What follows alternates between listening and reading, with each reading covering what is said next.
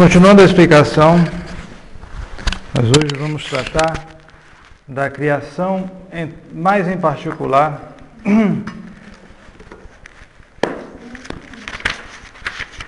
depois de tratar de Deus Padre e da criação, dentro desse primeiro artigo do Credo, nós falamos sobre justamente da criação em geral, e agora nós vamos entrar em detalhes, ou seja, o que é que Deus criou. Então, a primeira coisa que a gente vai ver é justamente as criaturas mais elevadas, que não somos nós, mas são os anjos. Pergunta de número 34. Quais são as criaturas mais nobres que Deus criou? As criaturas mais nobres criadas por Deus são os anjos. Quem são os anjos? Os anjos são criaturas inteligentes e puramente espirituais, sem corpo. Quem melhor falou dos anjos, aliás, em vários assuntos foi ele quem falou melhor, mas nesse caso em particular, ele realmente chegou a uma altura muito grande de excelência, né? Foi São Tomás de Aquino. São Tomás de Aquino, como de costume, mas nesse caso ele foi tão preciso, o progresso foi tão grande, que ele é chamado doutor angélico, entre outros, por causa disso também. Porque ele tratou dos anjos como se ele fosse um anjo.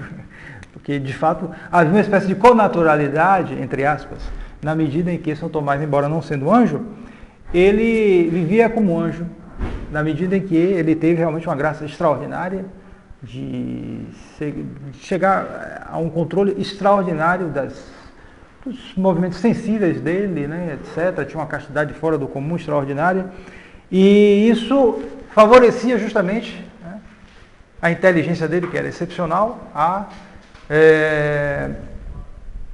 justamente encarar essas questões de uma natureza que está acima da nossa, né? No caso, a natureza angélica. São Tomás de Aquino trata dos anjos na prima pars da Suma Teológica, na questão 50 e seguintes. Ele trata justamente dos anjos. É um verdadeiro tratado de angeologia, né? É muito aconselhável que se leia esse tratado, porque realmente a doutrina ele estabelece com uma precisão impressionante. São Tomás ensina justamente que os anjos são formas puras. Nos seres criados abaixo dos anjos, os seres criados sobre a terra, são todos compostos de forma e matéria. E no caso do homem, a forma é a alma, né? Pois bem, no caso do anjo, o anjo não tem corpo, ele é, como diz aqui o catecismo, ele é puramente espiritual. Ele é inteligente, mas ele é puramente espiritual. O que aumenta ainda mais a inteligência dele. Porque quanto mais imaterial, mais inteligente, né? E por isso mesmo ele é uma forma pura, consequência disso. Nós sabemos que o ser humano é uma espécie. Nós falamos a espécie humana, né? Então, eu sou um homem, ele é um homem, ele é um homem, ele é um homem, independente da diferença de sexo, de idade, de raça, etc., etc., todos pertencem à espécie humana. Abaixo da espécie vem os indivíduos. Aí sim, um indivíduo não é outro. Então eu sou um indivíduo, eu não sou ele. Ele, não é ele, etc., porque são indivíduos. Mas todos pertencem à espécie humana. Ora, no caso, justamente porque o que diferencia? O que diferencia vem do lado da matéria. No caso dos anjos, eles não têm matéria, são formas puras. Então, consequência, cada anjo é uma espécie. Isso tem consequências que a gente não pode...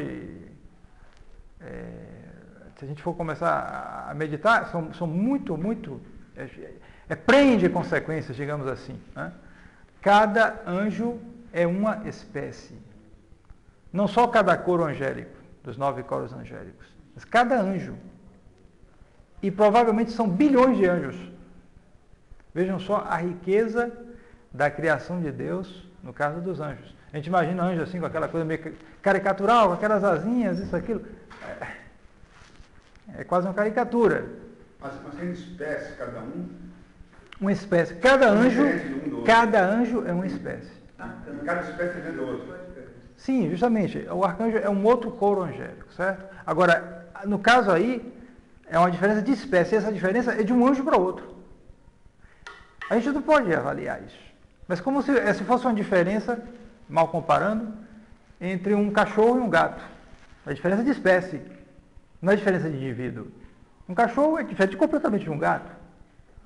Então, assim também, entre um anjo e outro anjo, a diferença é entre espécies, não é a diferença entre indivíduos. A tendência nossa é fazer diferença entre indivíduos. Considerar assim, sim. É considerar assim. Mas a diferença é muito maior. Só que nós não podemos avaliar essa diferença. Não temos condições. Mas é a conclusão que São Tomás chega a partir do exame da natureza angélica. Quer dizer que aquela imagem que a gente tem de anjo, forma de criança, forma de... Sim, isso aí são só imagens. A gente se vale de imagens para dar uma ideia dos anjos. Porque como são imateriais, nós não temos como dar uma imagem sensível de algo que não tem nada de sensível. Então a gente utiliza imagens. Então os anjinhos, bom, isso variou com o tempo. Inclusive, houve um certo exagero no Renascimento, colocar aqueles anjos todos gordinhos, aquela forma assim. Já os anjos mais antigos, não, eles são todos bem magrinhos, bem... Depois evoluiu para outras formas. Isso aí são formas que o ser humano se utiliza de uma maneira mais ou menos feliz para exprimir algo que ultrapassa a inteligência dele. Bom, A forma do anjo é humana. Por isso mesmo, porque não vai se usar uma forma de animal, não convém. Tem que se usar uma forma mais nobre. E a forma mais nobre que nós temos diante de nós é a forma humana. Mas não quer dizer que eles tenham forma humana, né? Então,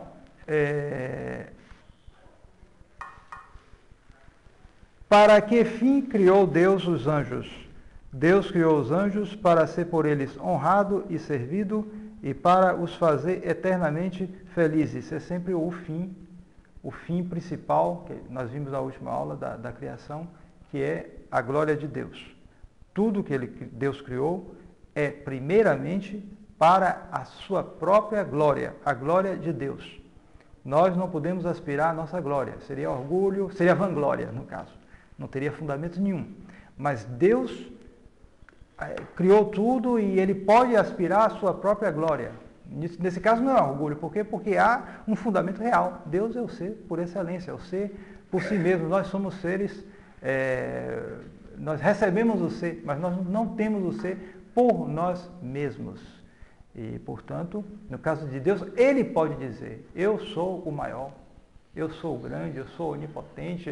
Deus pode dizer isso, nós não. Nós seria uma estupidez, uma vanglória. Por isso, todo aquele que diz eu sou grande, eu sou inteligente, ser humano, é vanglória, é vaidade, é tolice. Mas para Deus, não, para Deus não. Então, Deus criou tudo para a sua glória. Inclusive os anjos, de uma natureza tão superior à nossa. Os anjos se riem de nós. Eles acham a gente seres muito próximos de animais. Para os anjos, a gente não é grande coisa. Mas os anjos também estão subordinados a esta glória, a dar esta glória a Deus. Então, tem passagem quando Cristo é julgado por Pilatos. Cristo fala a Pilatos que foi Deus que deu aquele poder para Pilatos. Isso quer dizer que é a mesma coisa que nós todos nós, soldados, Deus é que nos dá os dons, que nos concede as graças, possibilita determinadas. Sim, claro, que tudo recebemos de Deus, né? Que forma e que figura têm os anjos? Os anjos não têm forma nem figura alguma sensível, porque são puros espíritos, criados por Deus para subsistirem, sem terem de estar unidos a corpo algum. Isso já foi explicado, né? Por que então se representam os anjos com formas sensíveis? Representam-se, por quê? Primeiro, para auxiliar a nossa imaginação, porque assim apareceram muitas vezes aos homens, como lemos na Sagrada Escritura. Foram os anjos todos fiéis a Deus? Aí entramos no drama angélico, digamos assim. Os anjos não foram todos fiéis a Deus, mas muitos, por soberba, pretenderam ser iguais a Ele e independentes do seu poder. E por este pecado foram excluídos para sempre do paraíso e condenados ao inferno. Como se chamam os anjos excluídos para sempre do paraíso e condenados ao inferno. Os anjos excluídos para sempre do paraíso e condenados ao inferno chamam-se demônios, e o seu chefe chama-se Lúcifer ou Satanás. É toda a história da infidelidade dos anjos. Os anjos foram criados em graça como os seres humanos. Mas, assim como para os homens, também para os anjos, antes dos homens, claro, eles passaram por uma prova. Passaram por uma prova.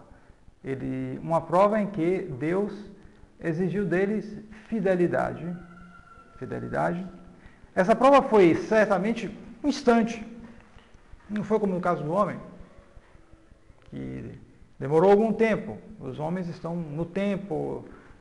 Os anjos têm uma dimensão muito mais elevada em relação à nossa. E, portanto, a prova deles durou certamente muito pouco tempo. Se discute até hoje qual foi o motivo desta prova. Não se tem uma certeza, não há, que eu saiba, não há nada definido a respeito disso. Qual foi a prova dos anjos? Se discute. Uns pensam que alguns anjos, vários anjos, se rebelaram porque não aceitaram a encarnação do Filho de Deus. Porque foi-lhes revelado, aos anjos, quando eles estavam no estado de prova, que Deus não pararia ali naquela criação só dos anjos. Ele criaria os homens. E que os homens seriam infiéis e que Deus, para salvá-los, se encarnaria, tomaria a segunda pessoa da Santíssima Trindade, tomaria a carne humana, se transformaria, seria o Verbo encarnado, nosso Senhor Jesus Cristo, Deus e homem verdadeiro. E aí havia um problema, quer dizer, problema, entre aspas, para os anjos, né? Para os anjos soberbos. Ou seja, nosso Senhor Jesus Cristo é Deus acima dos anjos. E homem. Como homem, ele está, enquanto homem, abaixo dos anjos. No sentido de que a natureza humana está abaixo da natureza angélica. E como eu disse aos senhores, o anjo deve se rir dos homens. Porque o anjo é por espírito, não tem nenhum problema com relação a todas essas dificuldades que o ser humano tem. Então os anjos, a gente vai adorar um ser humano, verdade que não é um ser humano que é Deus, mas um ser humano. Então os anjos soberbos só olharam o lado menos elevado da natureza humana e não quiseram se submeter a isto. Claro, eles tinham que adorar Jesus Cristo, que é Deus e homem, mas eles sentiram repugnância por causa da soberba e por isso vários se rebelaram. Nós não sabemos também o número. Há quem diga que foi 1/3 dos que se rebelaram. Bom, não sei. Mas se diz que um dos motivos foram esses. São Tomás de Aquino, ele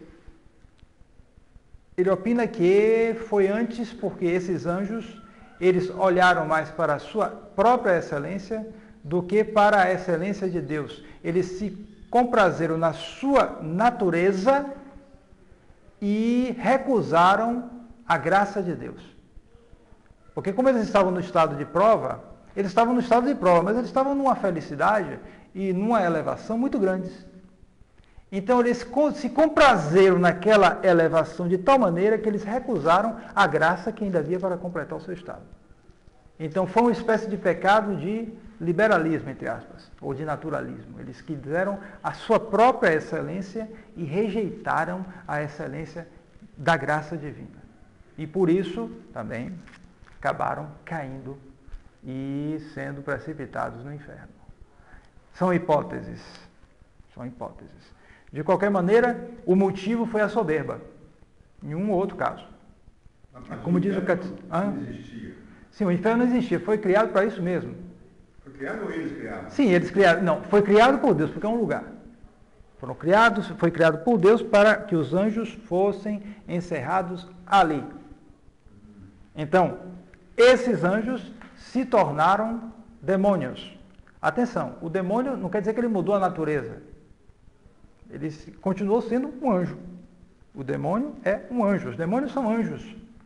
Eles guardam essa excelência da natureza deles, essa superioridade, ainda como demônios. Embora tudo isso desviado, tudo isso alterado. Uma maneira que nós não sabemos bem conceber, já que nós também não temos condição de conceber a natureza angélica. Como eu disse, a diferença enorme de cada anjo para um é uma espécie, uma coisa difícil para nós. Mas, de qualquer modo, nós podemos estabelecer que os demônios ainda conservam grandes poderes, que estão, evidentemente, subordinados de uma maneira disciplinada, férrea, à vontade de Deus. O demônio não faz nada que Deus não permita. Mas quando ele faz, ele pode fazer coisas realmente estupendas. E daí o cuidado que nós temos que ter para distinguir entre os milagres divinos, os fenômenos divinos, e os fenômenos diabólicos, porque às vezes aparecem semelhanças impressionantes, como o caso de possessões que o sujeito vai voando não sei quantos metros, vai para aí.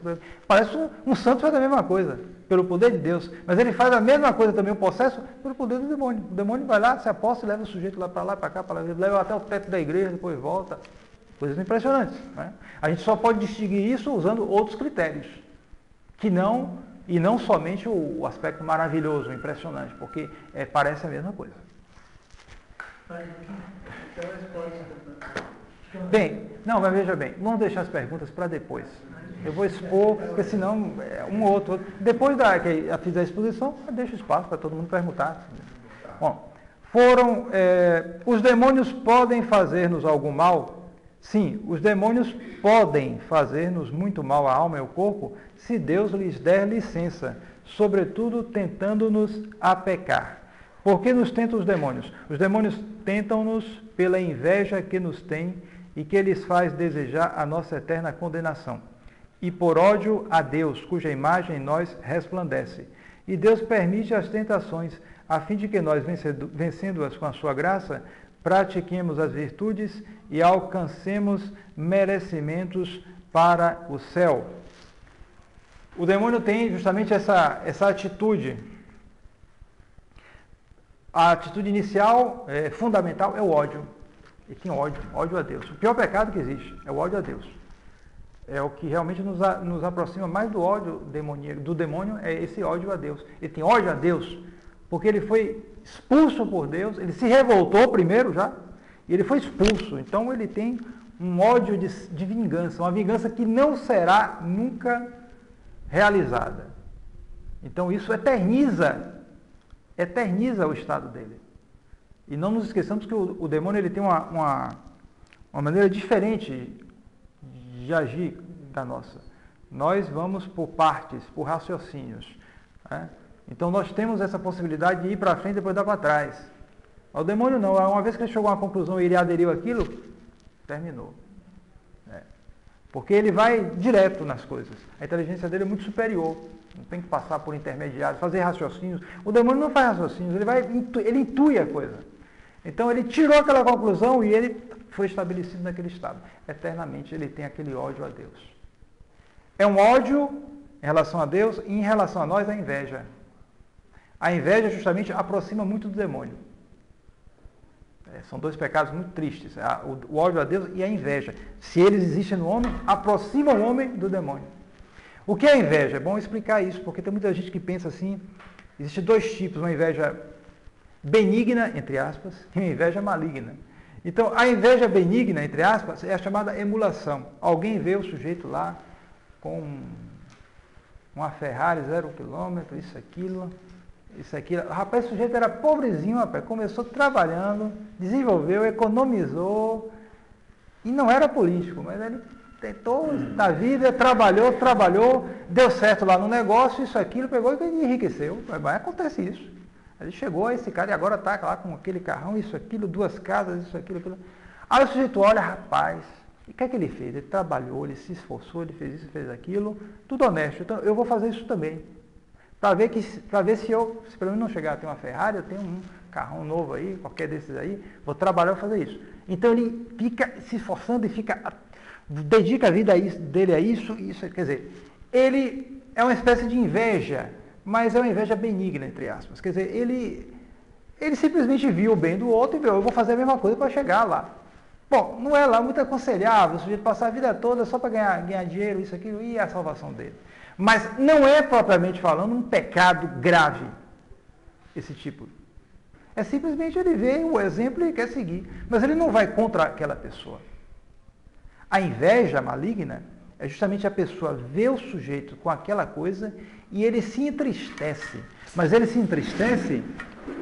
Obrigado. Ele se entristece porque o outro tem aquilo. Ele começa a ter até ódio daquele sujeito, porque ele tem aquilo. Aí realmente é diabólico. A coisa realmente é muito pior. Porque não tem, porque ele vai se entristecer porque o outro tem, ele conseguiu, bom. Mas não, ele fica, né? Quem é que diz isso? Acho que é Heródoto. Heródoto ou Homero, não estou bem certo. Acho que é Heródoto. Historiador grego. Antes de Jesus Cristo, ele dizia que o invejoso, como é que ele diz? O invejoso seca por causa da gordura do outro.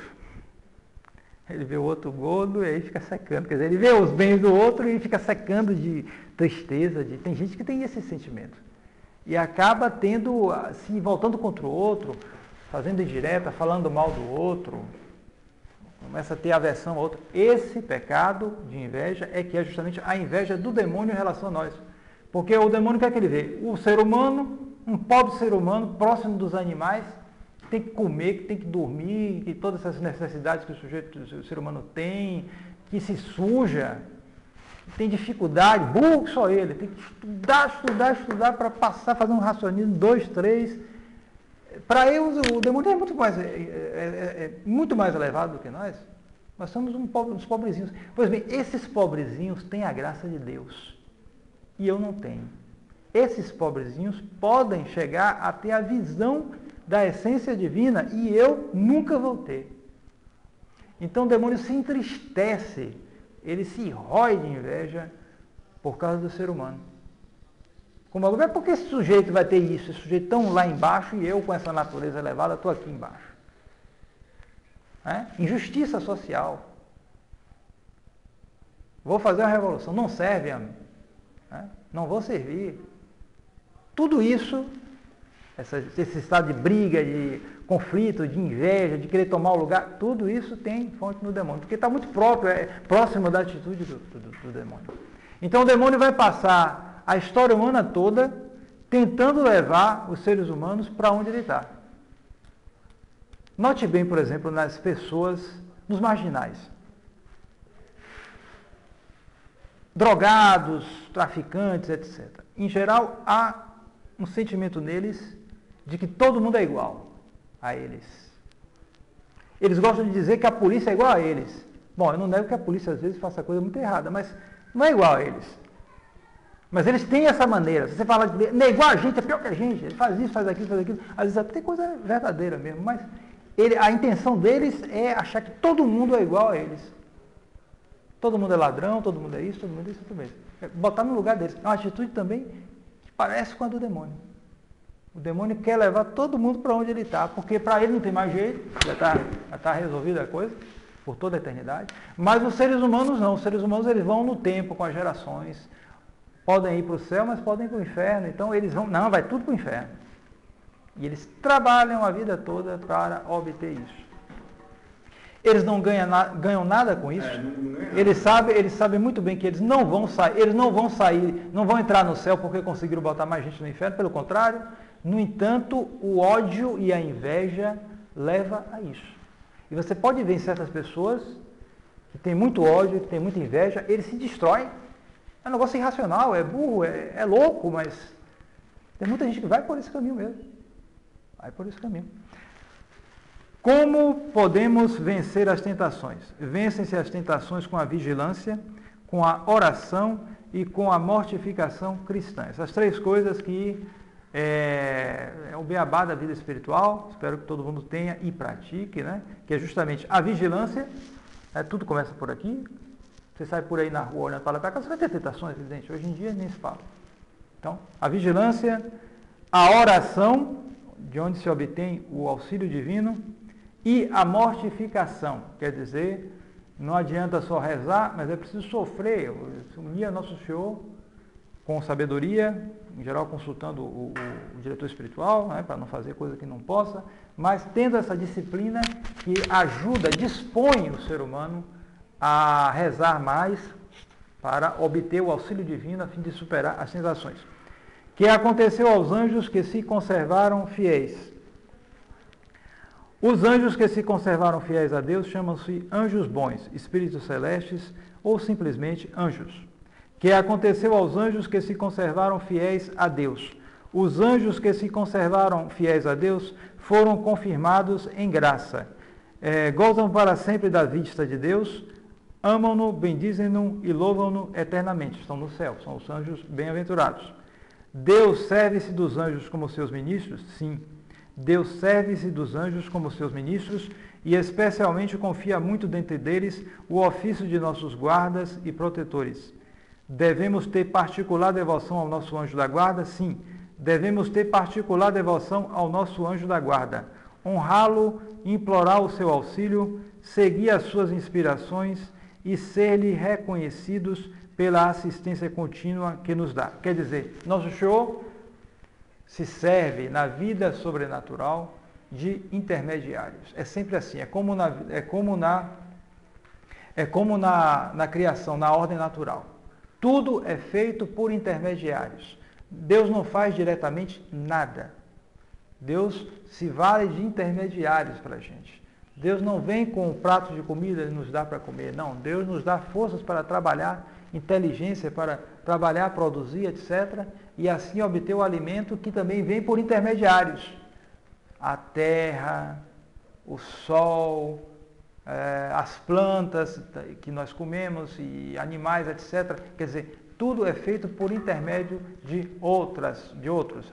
São as chamadas causas segundas. Também, na ordem sobrenatural, Deus se serve e se serve assim dos anjos. Os anjos que foram confirmados em graça só querem servi-lo, é o contrário dos demônios, que só querem se revoltar. Os anjos só querem servir a Deus. Então Deus, bom, já que vocês querem me servir, eu ponho aí um para cada ser humano aí, vou espalhando, um para cada país. Os anjos têm, as nações têm anjos protetores. Nas aparições de Nossa Senhora de Fátima, houve aparições angélicas antes da aparição de Nossa Senhora, e o anjo que apareceu se intitulava o Anjo de Portugal, e que alguns dizem que era São Miguel Arcanjo. Portanto, São Miguel Arcanjo seria o protetor de Portugal, uma nação que não é a maior entre as nações, muito pelo contrário, mas que tem um protetor de primeiro calibre, digamos assim, o próprio São Miguel, que foi quem comandou a reação dos anjos contra os revoltados, comandados por Lúcifer. Né? Então, assim também as nações têm os seus anjos, as organizações, etc., podem ter também os seus anjos. E cada ser humano, nós sabemos, tem o seu protetor, o seu anjo da guarda, e por isso a grande utilidade de recorrer ao anjo da guarda, para que ele possa, ele que nos conduz, ele que muitas vezes pode afastar obstáculos, defender-nos de problemas aqui e ali. Né? Bem, passamos agora a outra criatura que é menos elevada e mais complicada do que o anjo, e cujo drama se desenrola, ele vai até o fim do mundo. O dos anjos já está decidido. Já está tudo decidido. Quem vai para o céu, quem vai para o inferno. Já está decidido. Mas o drama dos homens, não. Ele é contínuo, ele vai até o fim do mundo, geração após geração. É muito mais complicado. Qual é a criatura mais nobre que Deus colocou sobre a terra? A criatura mais nobre é o homem. Quem é o homem? O homem é uma criatura racional, composta de alma e corpo. Então, ao contrário do anjo, que é só uma forma pura, nós temos forma e matéria, alma e corpo. E, como consequência, Nós somos criaturas inteligentes, porém criaturas racionais. Ao contrário dos anjos que vão direto às conclusões, nós temos que passar por intermediários, fazer raciocínios, o que torna mais lenta a nossa percepção da realidade. Que é a alma? A alma é a parte mais nobre do homem, porque é substância espiritual, dotada de inteligência e de vontade, capaz de conhecer a Deus e de o possuir eternamente. Pode-se ver e apalpar a alma humana? Não se pode ver nem apalpar a nossa alma, porque é espírito. Morre a alma humana com o corpo? A alma humana nunca morre. A fé e a mesma razão provam que ela é imortal. Quer dizer, a alma humana, ela é, primeiro, ela é imaterial. Mas também a alma dos animais é imaterial.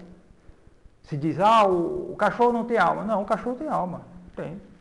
Só que a alma dele não é imortal. Por quê? Porque essa alma do animal, ela não é espiritual. É uma alma que, embora sendo imaterial, depende do corpo para a sua existência. E, portanto, com a corrupção, a indisposição do corpo, a alma também deixa de existir.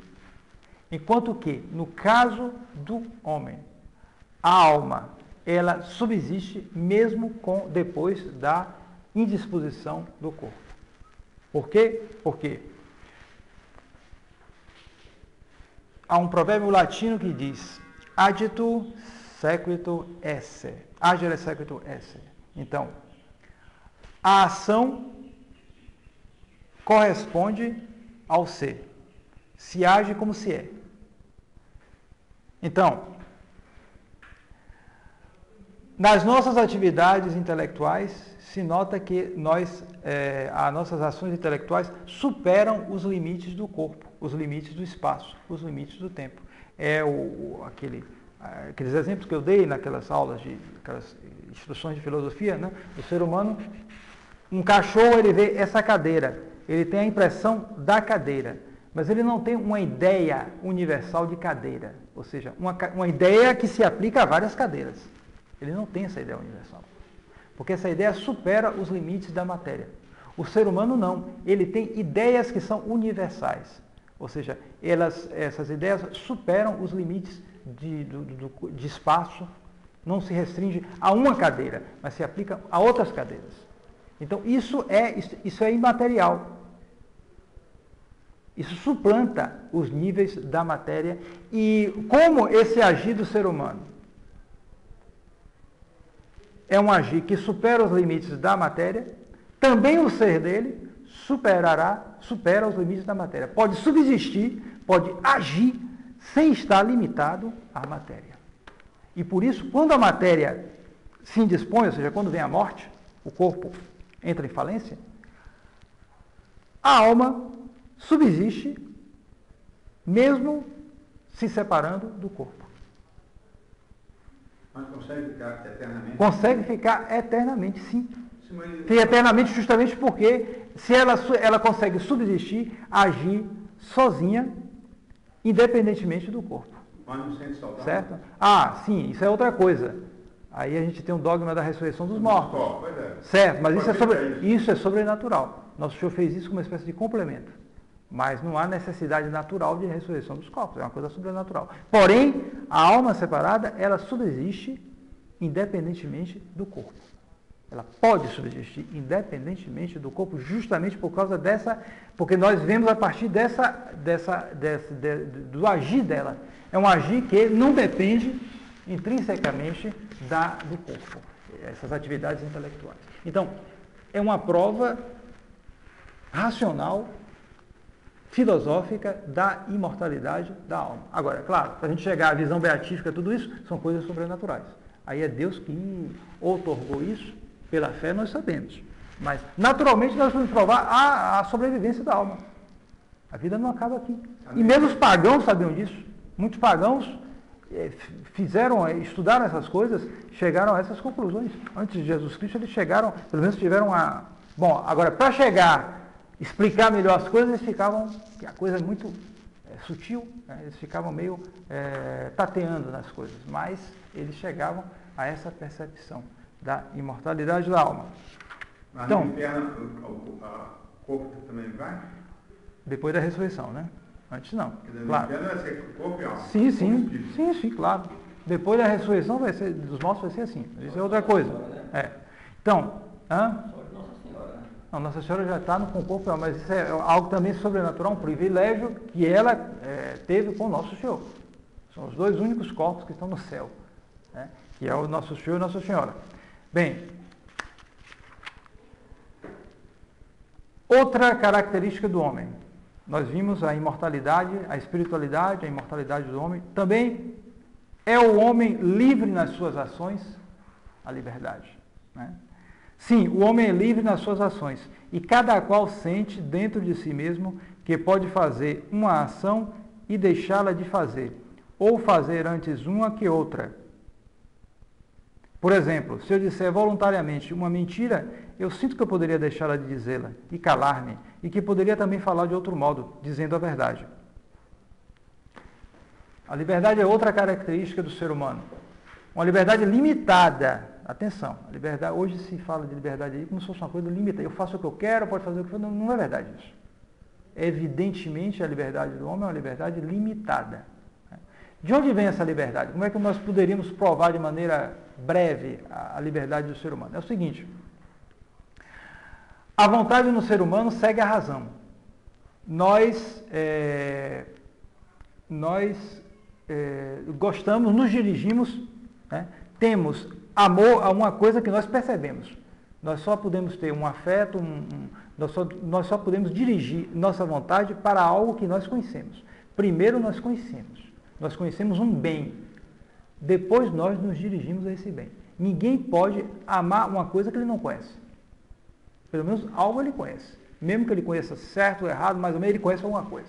Então, nós conhecemos o bem. Nós só somos atraídos de maneira necessária para o bem em comum. Nós conhecemos tudo sobre o aspecto do bem. Tudo são bens. Porém, nós só somos atraídos de maneira necessária para o bem infinito, que é o próprio Deus. Só somos atraídos necessariamente pelo bem infinito. Ora, aqui na Terra nós só temos bens particulares. Eles não forçam a nossa vontade. Não forçam necessariamente. Então, por exemplo, eu posso ser atraído por uma grande propriedade muito bonita, que vale milhões, e eu me sinto atraído por aquela propriedade que me faria realmente muito feliz se eu morasse ali, tudo do bom e do melhor, etc. Isso atrai. Mas é um bem sensível, não enche completamente. Você pode ver uma outra propriedade que vai lhe atrair mais ainda, que está em outro país, muito mais organizado, porque nessas propriedades aqui, mesmo que sejam muito boas, né, mas sempre há o problema da violência, isso, aquilo, você fica, rapaz, se tiver muito ladrão, fica meio ladrão. Mas se você vê uma outra propriedade num país que tem uma violência baixíssima, muito civilizada, etc., você pode ficar com as portas abertas, tranquilidade, aquela propriedade já vai atrair você mais do que aquela outra. E assim por diante, estou dando um exemplo material, para dar uma impressão, para exemplificar a coisa. Quer dizer, esses bens não atraem completamente a sua vontade. Porque eles são finitos. Todos esses bens têm mistura de bem e de mal, ou pelo menos carências, insuficiências. Mesmo aquela propriedade lá no, sei lá onde, num país muito civilizado, que você pode deixar as portas abertas, tranquilo, mas pode ser um país também muito frio, aí vem aquele inverno, você não gosta de frio, gosta de país tropical, e, que frio horrível. Acontece muito isso, gente rica que começa a experimentar bens da terra, aqui e ali, tudo ele não fica satisfeito com nada. Ele vai em uma coisa, vai em outra, ele não... São bens finitos. E, portanto, você tem a liberdade de escolher entre esses bens. Você pode se dirigir a um ou se dirigir a outro. Ademais, há a experiência psicológica. Qualquer um pode constatar que eu posso pegar esse livro aqui, ou posso não pegar. Qualquer um pode fazer essa experiência. Eu posso pegar esse livro, fechar, eu posso deixar aberto. Eu posso sair à rua, posso não sair. Hoje eu não vou sair. Por quê? Porque, não sei, está frio ou está chovendo. Mas se você quiser, você pode sair, sai. Mesmo que eu me molhe todo, eu pego um guarda-chuva, eu vou e saio. Nós somos livres. Apenas essa liberdade é uma liberdade que não é total.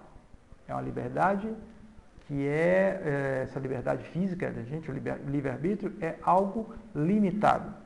Limitado ao nosso próprio ser. Nosso próprio ser. Eu não posso chegar e dizer, eu vou me transformar num pássaro e vou sair voando. Você não pode fazer isso. Evidentemente você não pode. Se for fazer isso aí, dá um pulo e cai lá, não adianta. Você não tem asa, você não é um pássaro. Então, há um limite da sua natureza. Esse limite natural limita a sua liberdade, claro. Porque se diz que o homem foi criado à imagem e semelhança de Deus. Se diz que o homem foi criado à imagem e semelhança de Deus, porque a alma humana é espiritual, irracional, livre na sua ação, capaz de conhecer e amar a Deus e de gozá-lo eternamente, perfeições que refletem em nós um raio da infinita grandeza de Deus. Em que estado criou Deus os nossos primeiros pais, Adão e Eva? Vamos entrar agora na criação do homem, assim, histórica, né? Deus criou Adão e Eva no estado de inocência e de graça, mas depressa o perderam pelo pecado. Além da inocência e da graça santificante, concedeu Deus aos nossos primeiros pais outros dons? Deus concedeu aos nossos primeiros pais outros dons que eles deviam transmitir juntamente com a graça santificante. E eram a integridade, ou seja, a perfeita sujeição dos sentidos à razão. A imortalidade, ou seja, a imunidade de todas as dores e misérias. E a ciência proporcionada ao seu estado. Então, por exemplo, vejamos aqui os dons. Então, Adão e Eva. Eles tinham primeiro a graça santificante,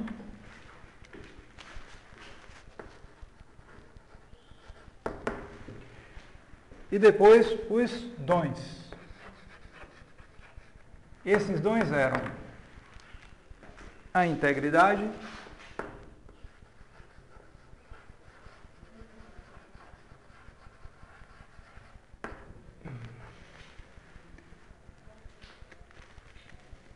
depois a imortalidade,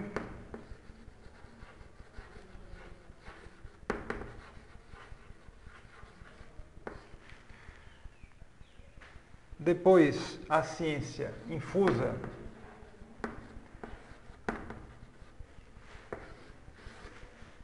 e daí como era o estado dos nossos primeiros pais. Eles tinham a graça santificante, que é o que nós temos, os que estão na graça de Deus. Essa graça que inclui nela as virtudes e os dons do Espírito Santo e que é justamente a semente da glória. É o que nos faz capazes do céu, da bem-aventurança eterna. Além disso, eles tinham dons que facilitavam essa graça santificante, manter e fazer crescer essa graça santificante. Então, eles tinham a integridade. O que era a integridade? É como se fosse um efeito, nós veremos depois com o pecado, houve isso, o efeito dominó, né? Você tem um dominó aqui, outro aqui, outro aqui. Então está tudo aqui, um leva a outro. Então, pela graça santificante, a natureza humana estava perfeitamente submetida a Deus.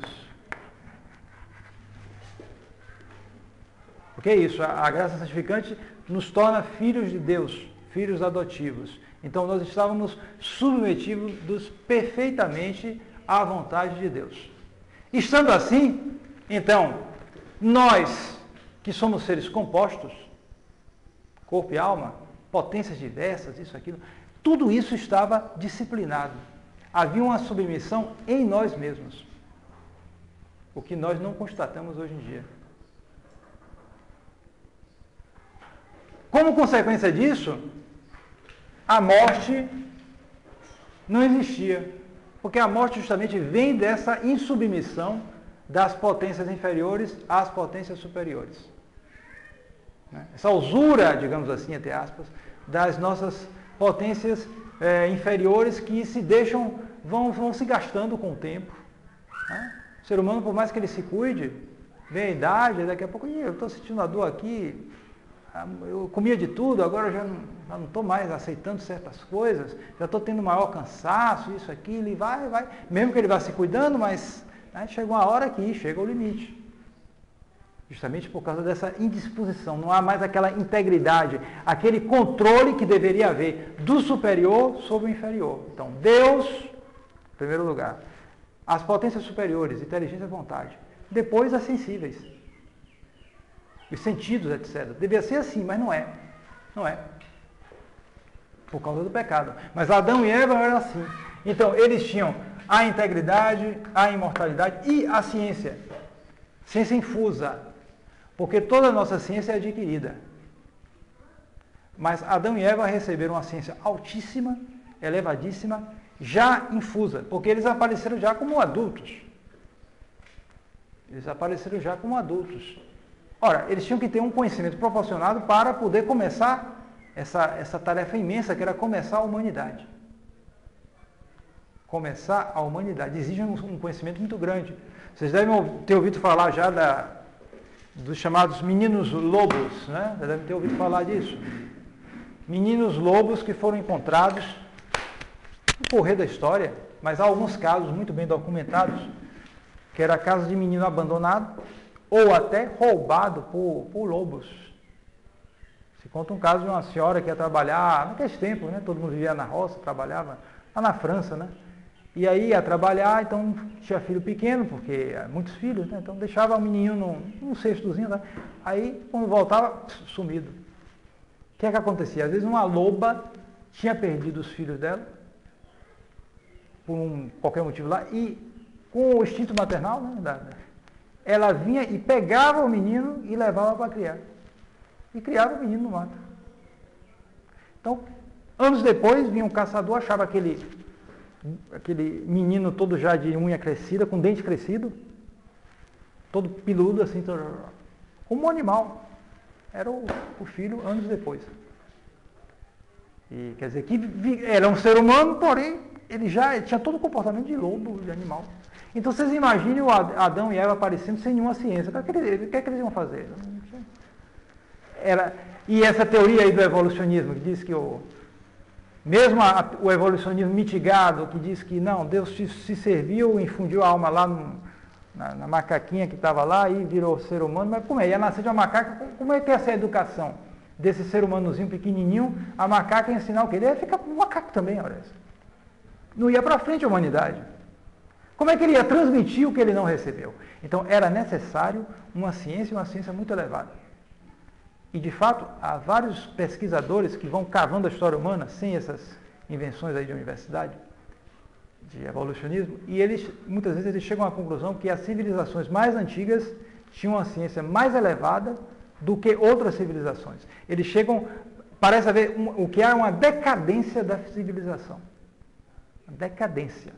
Às vezes, civilizações muito antigas tinham um conhecimento extraordinário, muito antigas.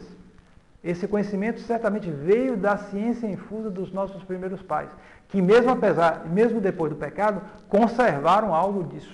E isso foi transmitido aqui e ali, uns mais para uns, outros menos para outros, por diversas circunstâncias que a gente não tem condição de avaliar. Não temos condição, mas se constata isso.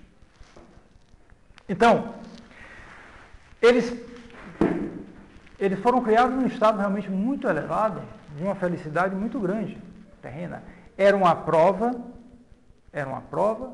porque eles não tinham ainda a visão beatífica, mas era muito fácil para eles conservar a graça de Deus. Não tinha visão beatífica. Não tinha visão beatífica. Não, claro que não. Porque se tivesse a visão beatífica, automaticamente eles seriam beatificados por essa visão e se colocariam no estado definitivo. Quem vê Deus se coloca no estado de bem-aventurado definitivo. Por isso o céu não tem fim. Ninguém vai pensar, eu vou para o céu, mas se lá me vier uma tentação, não tem nada disso. Foi para o céu, acabou a história. A visão de Deus beatifica a pessoa. Então, eles, como estavam em prova, não existia ainda isso. Ainda não existia isso. Mas eles estavam num estado muito superior ao nosso. Eles tinham muito maior facilidade de resistir às tentações, por exemplo. E por isso o pecado deles foi muito mais, teve muito mais malícia do que os pecados, boa parte desses pecados, desses homens por aí, fracos, etc., que se deixam levar pelas tentações. Eles não tinham fraqueza. Não tinham fraqueza. Então, se Adão... Qual foi o pecado de Adão? O pecado de Adão foi um pecado de soberba e de grave desobediência. Qual foi o castigo do pecado de Adão e Eva? Adão e Eva perderam a graça de Deus e o direito que tinham do céu. Foram expulsos do paraíso terrestre, sujeitos a muitas misérias na alma e no corpo e condenados a morrer. Se Adão e Eva tivessem pecado, ficariam livres da morte? Se Adão e Eva não tivessem pecado, se tivessem conservado fiéis a Deus, depois de uma permanência feliz e tranquila neste mundo, teriam sido levados por Deus ao céu sem morrer, para gozar uma vida eterna e gloriosa. Eram estes dons devidos ao homem? Não eram devidos, mas eram gratuitos. E por isso, tendo Adão desobedecido ao preceito divino, Deus pôde, sem justiça, privar deles Adão e toda a sua descendência. Este pecado é próprio somente de Adão? Não é só de Adão, mas é também nosso, embora por título diverso. É próprio de Adão porque ele o cometeu com o ato da sua vontade, e por isso nele foi pessoal. É nosso porque, tendo Adão pecado como cabeça e fonte de todo o gênero humano, é transmitido por geração natural a todos os seus descendentes e por isso para nós é pecado original. Então o pecado original não é um pecado pessoal nosso. Importante considerar isso. Ele é pessoal em Adão, porque foi Adão que cometeu o pecado. No entanto, como Adão era origem da natureza humana, essa natureza humana é transmitida por geração. É verdade, pode-se dizer, mas a alma é criada por Deus, é verdade. Mas o ser humano é um composto substancial de alma e corpo. Alma e corpo formam uma natureza.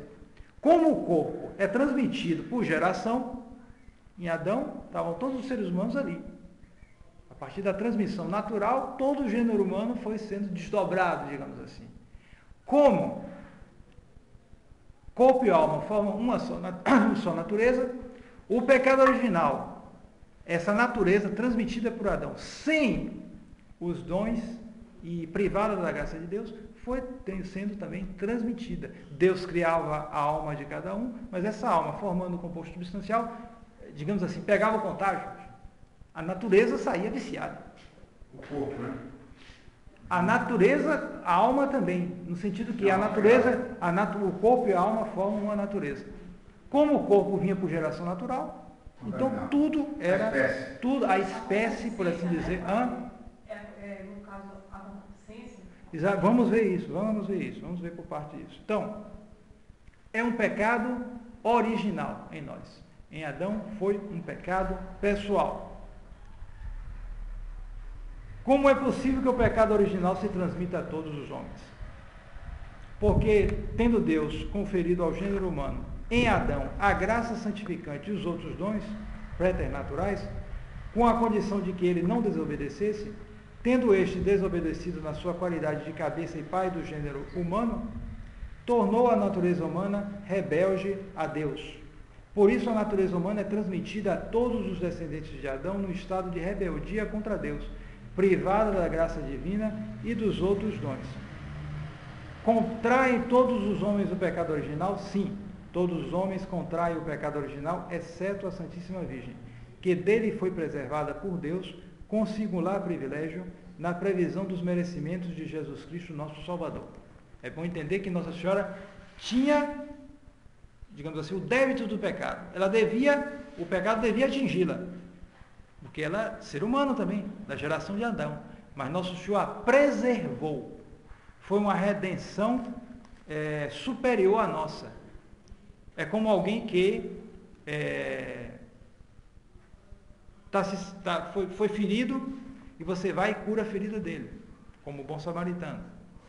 Então, é uma redenção, você curou a ferida dele. Mas se você está indo para ser atingido pelos ladrões e alguém chega, não passe por ali que os ladrões vão lhe pegar. E você preservou daquilo ali. Você o salvou, mas salvou de uma maneira preventiva. É superior. Foi assim, mal comparando, que nosso Senhor fez com a Santíssima Virgem. Ela livrou, preservou Nossa Senhora na previsão dos merecimentos de nosso Senhor Jesus Cristo. Uma redenção antecipada. Uma redenção preventiva, melhor dizer assim, preventiva. Depois do pecado de Adão, já não poderiam os homens salvar-se. Depois do pecado de Adão, já não poderiam salvar-se se Deus não tivesse usado com eles de misericórdia. E essa misericórdia foi justamente a vinda de nosso Senhor Jesus Cristo, a vinda redentora de nosso Senhor Jesus Cristo. E nós depois, somente a partir daí, entraremos no segundo artigo do credo. Mas por enquanto eu só queria acrescentar aqui as feridas do pecado original. Porque a primeira, pecado original. Então, a primeira coisa foi a perda da graça santificante. O principal.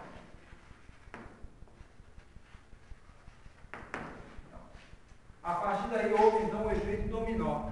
O primeiro dominó, digamos assim, foi a graça santificante. Como que fazia justamente que nós fôssemos submetidos a Deus. Quando esse caiu, nós nos tornamos revoltados contra Deus, então o resto foi caindo também. Então, nós perdemos todos esses dons.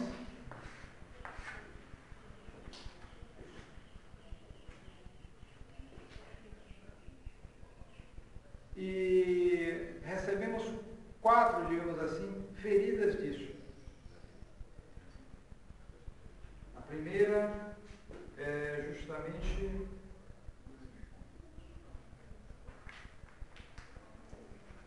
a ignorância.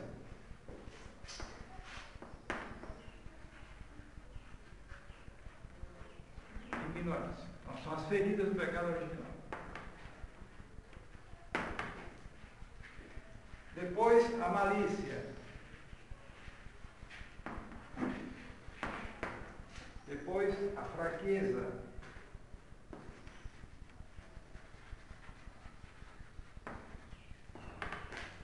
Finalmente, a concupiscência.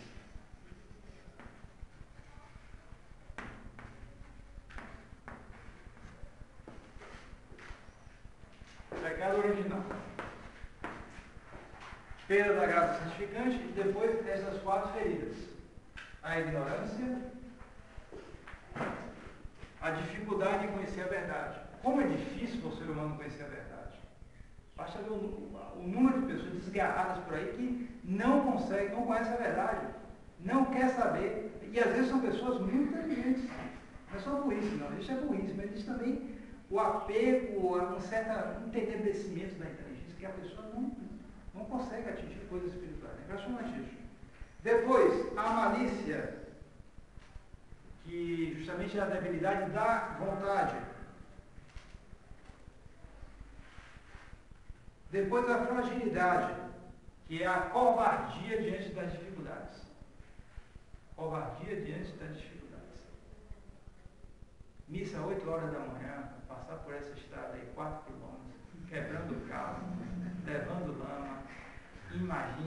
Bom, de fato não tem obrigação de ir todo domingo, porque aí passa a semana 2, 3, 4. Covardia. Fragilidade, ferido do pecado original. Está aqui. E o 4 é a concupiscência.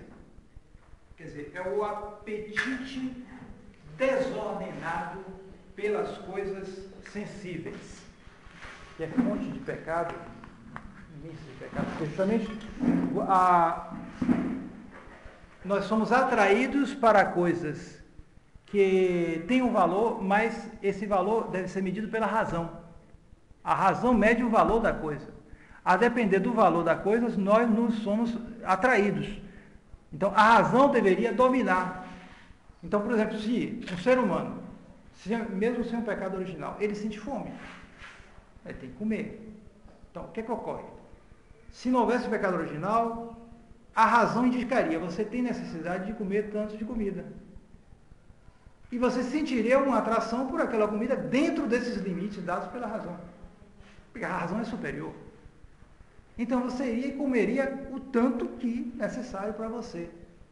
E você sentiria prazer nessa comida. Esse prazer seria perfeitamente lícito, porque estaria dentro dos limites da razão. Ora, qualquer um sabe como a coisa se passa na realidade.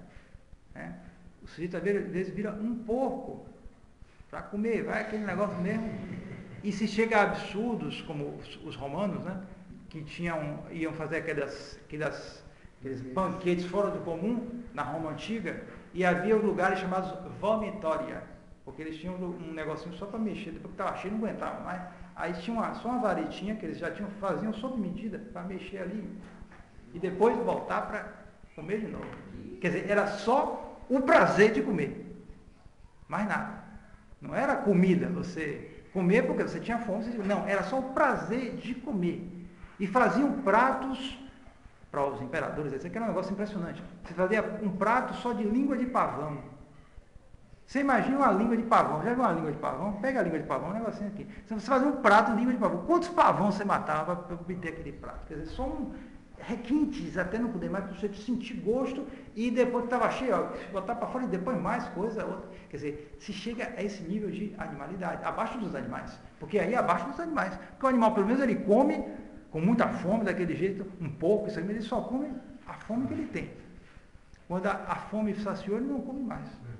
E assim, a gente passando por outras coisas, né, a castidade, tudo, a coisa nem se fala a que níveis desce o ser humano.